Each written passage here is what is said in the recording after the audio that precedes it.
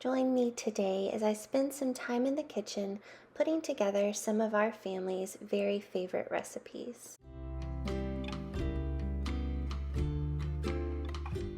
Welcome back to my channel. My name is Felicia Graves. I'm from the blog FeliciaGraves.com. And this week, my husband's uncle is visiting us from San Francisco, California. You might not know, but I grew up in Texas. However, my husband grew up in the Bay Area of California, and his uncle still lives there in San Francisco, and he is such a fun guy. And we absolutely love when he gets to come visit us. So he's come down for about a week and a half here to Texas, and he's just spending some time with everybody, with his sister, my mother-in-law, and my husband's brother and their family. And this day, well, actually the day after here where I'm peeling the sweet potato, he's coming over to our house, and he requested that I make him a big Southern feast. And he is just such a character. He gave me a menu. Now, this was all in good fun. It wasn't like him being demanding or anything like that. I very much encouraged him because he's so fun to cook for. Some people are just such a joy to spend time with and to cook for, and he is one of those people.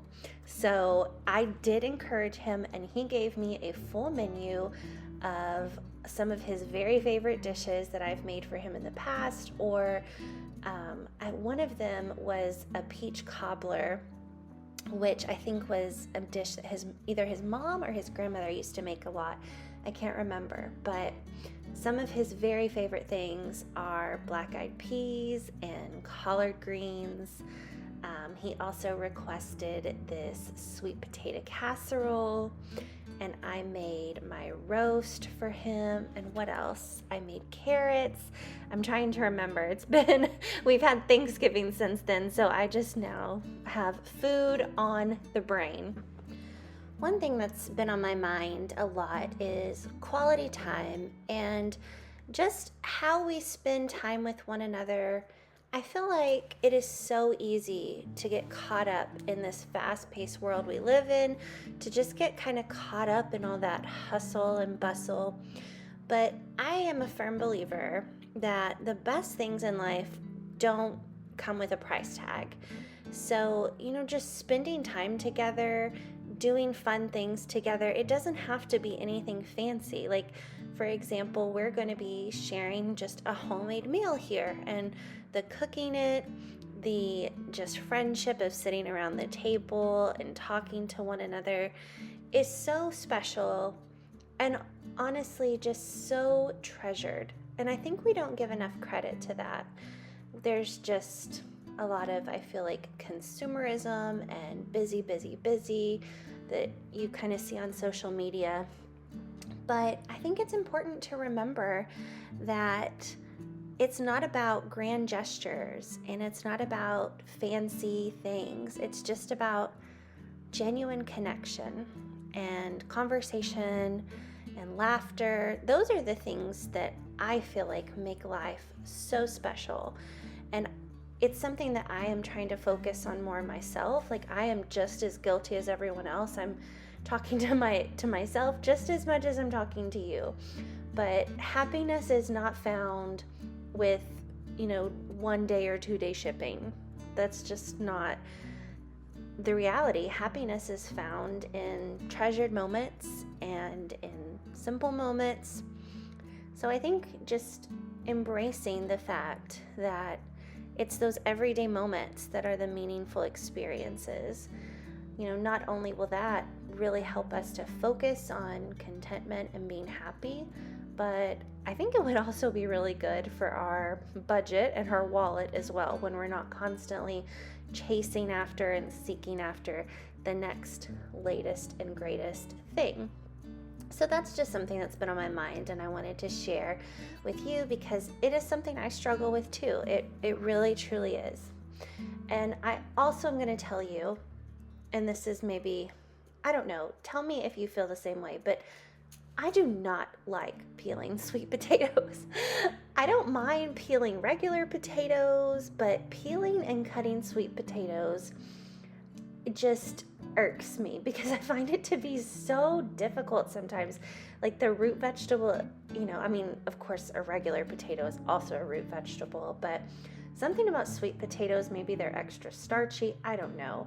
But I find them so much more difficult to peel and so much more difficult to cut through. I mean, I do it still. Obviously, you can see I'm doing it right now. I do it all the time, actually, because we love sweet potatoes. Like, they're worth the trouble to me, I guess, because we enjoy them so much. But man, it just kind of drives me crazy to peel and cut sweet potatoes. Now, I did briefly mention this earlier, I believe, but right here where I am peeling and cutting these sweet potatoes, that is actually the day before I'm going to be serving the meal. So that's something I like to try to do sometimes when I have a really big meal to cook, like this one. Or, of course, if I'm doing anything like Thanksgiving dinner, Christmas dinner, anything like that, I try to do as much as I can ahead of time as humanly possible. So, well, maybe not just humanly possible, but also like culinarily possible. Yes, I just made up a word. But it's just so helpful for me and just helps eliminate a lot of the stress that can be like happening on the day of whatever the activity is, because I want to enjoy that time too. So tonight I'm going ahead and I am preparing the sweet potatoes, and I just prepare them all the way through. Like I go ahead and like cook them and everything, and then tomorrow when it's the day that we're going to be having our dinner, all I'll have to do with them is just heat them back up, because the sweet potatoes lend really well to that. Similarly, with the black-eyed peas, they're there soaking beside me. I always soak them in some cold water before I cook them. And so they're soaking there beside me, and then here, after I've finished the sweet potatoes, I will drain those off and go ahead and get them started in the crock pot on low, or the slow cooker. And that's just another thing that's really helpful. They're not something that typically, or at least I have not had a problem with them like overcooking that way or getting mushy or anything, but just letting them cook low all through the night. And then I just kept them warm until we were eating. And we ate this at lunchtime, so that probably helped as well. We weren't having it for like supper. So that is one of my main focuses anytime that I am preparing a big meal, is just like, okay, what can I do ahead of time? A lot of the time I will do the dessert ahead of time as well, but since we're doing peach cobbler, that one I feel like doesn't always hold up as well overnight. I mean, it's still good, but it gets a little bit, like the cobbler dough part seems to get a little saturated. So it's easy enough to whip up. So I just did that the day of, and while we were actually eating lunch, I had the cobbler baking in the oven. And I have to tell you that my house these 2 days smelled so amazing. It was delightful. I love, like, anytime you're making a big meal and just the whole house smells good. It was so nice. And then especially once I started baking the peach cobbler, that was really nice smelling that as well. All right, so my next step with these sweet potatoes is I'm just going to melt some butter, and I just do that in the microwave to be really quick. And then I combine that with, the brown sugar, cinnamon, clove, nutmeg, all of those good, delicious fall things.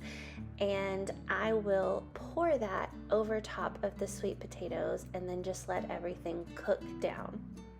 Now, when I pour it over top of the sweet potatoes, it looks like it's not a lot. Like, you'll see here in just a minute when I do this. Like, it looks like I should be putting more of that on top. But as the sweet potatoes cook, they release a lot of moisture as well. And that kind of, adds to the whole dish if I were to add a lot more butter and completely saturate those potatoes while they are still raw, then when they're cooking, they would basically just be swimming in their own juices by the time it was done, which is fine if you like that. But doing it this way, it's still gonna have plenty of juice and liquid, and everything still combines all together and is just nice and yummy. And the final thing I'll do is tomorrow, after I warm the potatoes up, then I will sprinkle them with some marshmallows, and I will put them back in the oven and just under the broiler and kind of brown those marshmallows up a little bit. That is so good. I did just learn that I thought everybody put marshmallows on top of their sweet potato casserole, but apparently not. And apparently it's a little bit controversial. I can't speak today, I guess. So I am really curious if you do or if you do not put sweet potatoes, goodness gracious, put marshmallows on top of your sweet potato casserole. Leave me a comment and let me know, and we'll see who the winner is and who gets the most votes.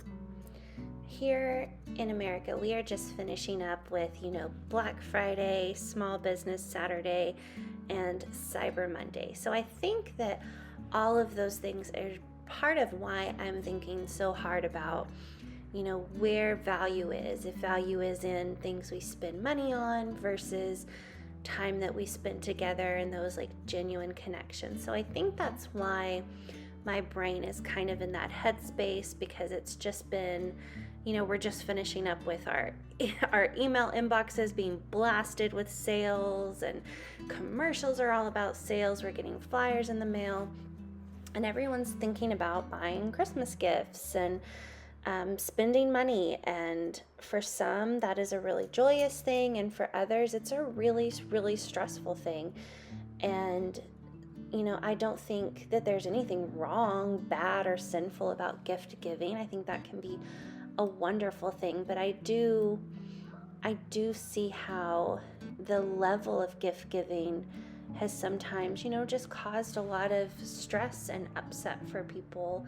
And it can be really hard on families who are struggling this time of year to feel like they're not able to keep up, or they're not able to do for their children as much or as grand as another family might be able to. So all of those things just, have me going back to thinking about what's most important. And I guess that's why it's on my mind, is because it's just kind of that time of year, and we're wrapping all of those big major sales, wrapping those up. And I just feel for the families who are struggling or feel like that they can't do enough for their kids. And if that is you, I would just like to offer a little bit of encouragement. I did not grow up wealthy by any means. My family really struggled. I was raised by a single mom. I'm an only child, but she ended up having to take care of, she got full custody of her sister's children. So even though I was an only child, there were other children in the home that my mother was responsible for feeding and clothing. And like I said, it was just her. She was a single parent taking care of all three of us. And there were a lot of struggles. There really were.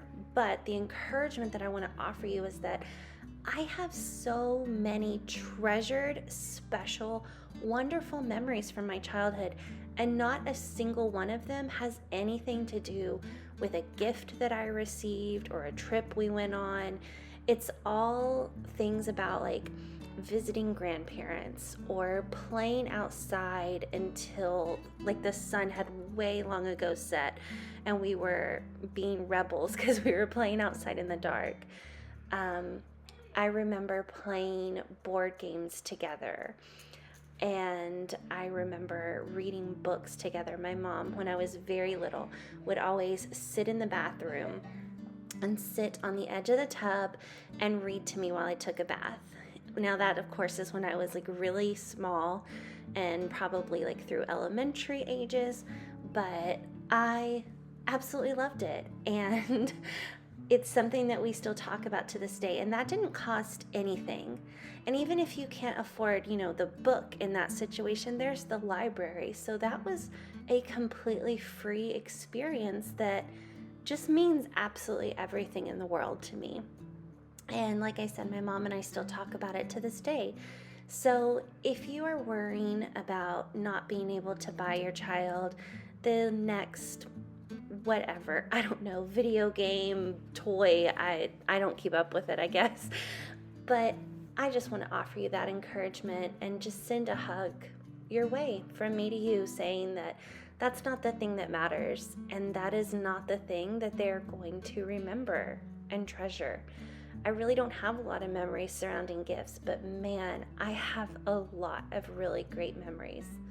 And yes, I do have memories of us struggling, and I do have memories of, meal times not being a pleasant experience because it was such a struggle. But I learned a lot of valuable things in those times, and I learned a lot about how to stretch $1 and how to stretch a meal, and that is valuable. That is valuable information that I can use today to help my family, that I can use to teach others so they can help their families as well. So I just wanted to offer that encouragement for you, because I know this time of year can be hard, and it's just not all about the stuff. It's really not.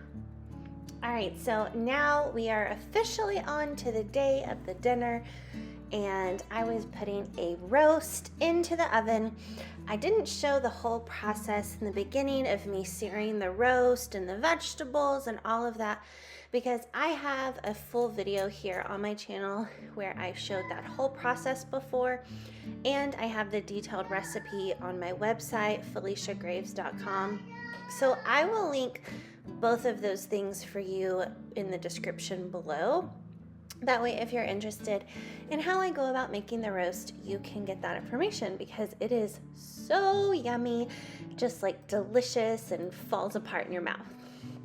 So what I'm making right now on screen is some cornbread. So I actually cheat when I make my cornbread. I don't make it from scratch. You could see I was using the Corn Kits package. That's what my grandmother always did when I was growing up. I mean, of course, sometimes they would make it from scratch, but I'm going to say like 98% of the time when we had cornbread, it was from these Corn Kits. So that is just what I'm doing here. If you prefer to make it from scratch, more power to you. It definitely tastes great from scratch, and it's probably a lot better for you because it's not full of all the preservatives, but I'm just using it from the package this time because it goes so quickly. And I always use 2 packages of the Corn Kits when I make this, because otherwise I feel like it's just too thin, and I just feel like it doesn't turn out the right way. So I always use 2 packages and just make it like a double batch essentially, but in one pan. That way it's nice and thick and fluffy, and it's so good with when it's like fresh right out of the oven with some butter. That is my favorite. So if you are making cornbread, definitely serve it warm with some butter. It is so good. Now, while I am baking this cornbread and getting it going, I have behind me in my Instant Pot some collard greens cooking up. And this was actually the first time I ever used my Instant Pot to make collard greens, and it turned out really nicely. I was surprised. I was a little bit concerned, I'm not gonna lie, because I had never done it before, and I was just kind of guessing at what my cooking times and everything would need to be. So that is an option for you, is to do collard greens in the Instant Pot if you need to speed that up a little bit. For me, it was not just about speeding it up, but it was also just trying to be the most efficient with my burners and my oven. So while my cornbread is baking and my collard greens are in the Instant Pot, Of course, the roast is going in the oven, warming up sweet potatoes that I made the night before. The black-eyed peas are still in the crock pot just staying warm, and now I am assembling the peach cobbler. So I just melted the butter right there in the dish that I'm going to be making the cobbler in. Stir in all of the ingredients to make the actual dough part of the cobbler, and then I just put the peaches right on top and a little bit of the juice. I really only used the juice of about like one of the cans, but because otherwise I feel like it's too much juice and not enough dough. But then I can just let that kind of sit on the counter while everything else is finishing up baking. And as soon as we're ready to eat, what I did is while everyone was making their plates, I put the cobbler into the oven so it baked while we were eating lunch. And as soon as we were done eating lunch, the cobbler, well, a little bit before, the cobbler was all done baking, so it was nice and fresh out of the oven just in time when everybody was like getting ready for dessert. So the timing on that worked out really, really nicely. If you're ever looking for a ridiculous easy dessert that you can, serve right at the end of your meal, then I would definitely recommend doing something like this because it's so simple to make, and then it just cooked up nicely while we were eating. The only downside that I would say to me making the cobbler was this way is that I totally forgot to show you what the finished product looks like. I took like a shot of everything there at the end of my preparing it right before we ate. So I had everything kind of laid out on my kitchen island, buffet style. But I totally forgot to take any like pictures or video footage or anything of the cobbler when it was done. So you would just have to take my word for it that it was absolutely delicious, that it looked delicious, and it tasted delicious, because I was so busy just enjoying time with my husband's uncle and just chatting with him and catching up that it totally just completely slipped my mind. I didn't even think about it. So that's okay. I'm sure you will forgive me, but I am sure you've probably seen what peach cobbler looks like when it's all baked up before. So just imagine that. But it did turn out very nicely, and we had such a really, really nice time just getting to chat and catch up. Of course, with, technology, we have a million different ways that we can communicate despite us being in Texas and him being in San Francisco. But there's nothing quite like just getting to sit down in person and talk and, just really be across the table from each other. So that was really special and so nice to do. Here is what everything looked like when we were all done, when we were just about to eat. And there's some flowers on the end there that his uncle brought me for making everything, and I just loved them. That was so, so sweet of him.